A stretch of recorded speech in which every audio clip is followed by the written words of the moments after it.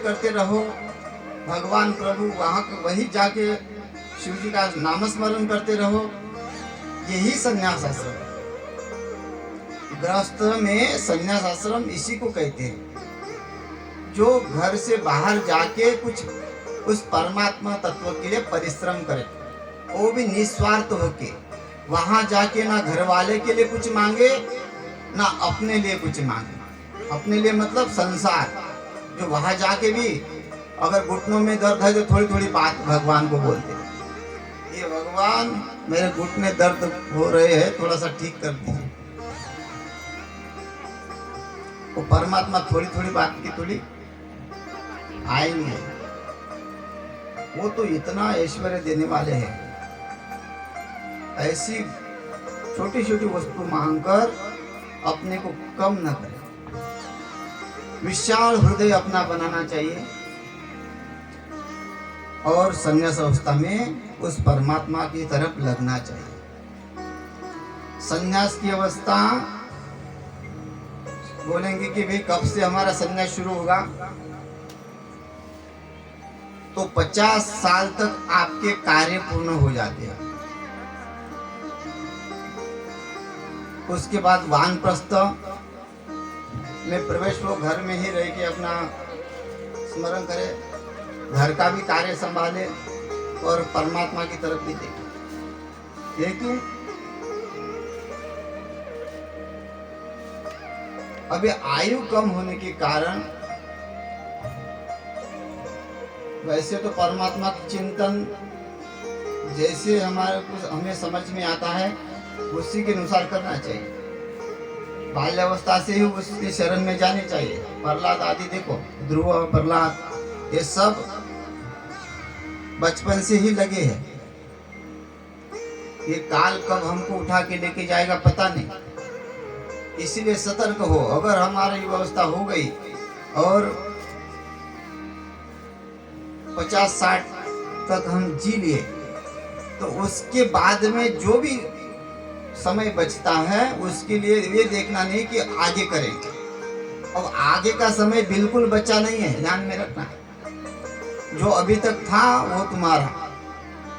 अब 50 साल के बाद ये सोचना नहीं कि अब आगे करेंगे, क्योंकि बहुत बोलते आए हैं चलो आगे करेंगे। किसी ने कहा चलो तीर्थ यात्रा, नहीं अभी नहीं, आगे जाएंगे। और 50 साल की उम्र हो गई फिर भी घर का घास ही काट रहे, खेती में ही जाके जो है कार्य हो रहे। लोग बड़े स्वार्थी है। आप जितना भी करते रहोगे घर वाले आपको मना नहीं करेंगे। बेटे आपके कभी मना नहीं करेंगे कि माँ रहने दो, अभी घर का कार्य पूरा हो गया, आराम करो। उसको तो चौकीदार चाहिए।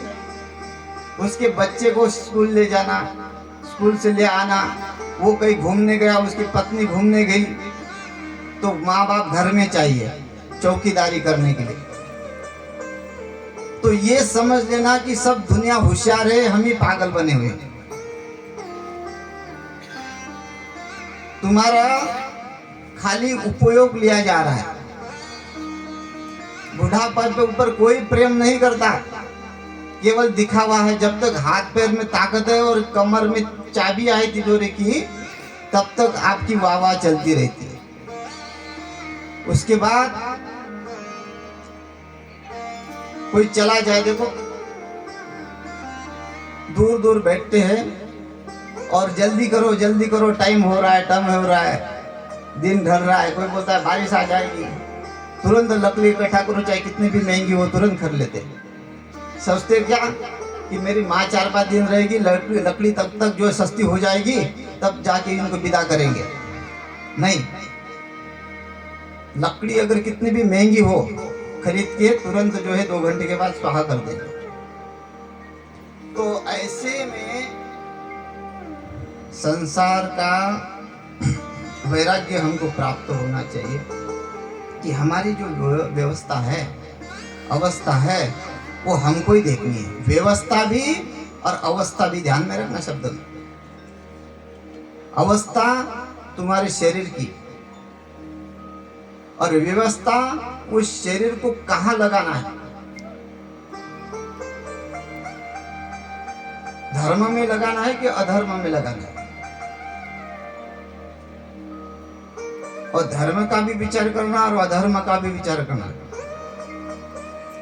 ये दुख भोगे तो कैसे भोगे, सुख भोगे तो कैसे भोगे। सुख अभी तक मिला वो किससे प्राप्त हुआ, और दुख मिला तो वो किससे प्राप्त हुआ। संसार में जितना सार है सुख का, सुख पूर्ण रूप से तो मिलता नहीं है, सार सार थोड़ा थोड़ा मिलता रहता है। जैसे शहद मुंह में थोड़ा लगने से भी मुंह मीठा हो जाता है, वैसे संसार का सुख थोड़ा है, क्षणिक। जैसे बोलते सरसों के दाने इतना सुख है और दुख हिमालय इतना। और उतने सुख के लिए जो है संसार में इतने आसक्त हुए हैं कि वही चाहते हैं, उससे ऊपर उठकर उस दुख का निवृत्ति के बारे में सोचते नहीं।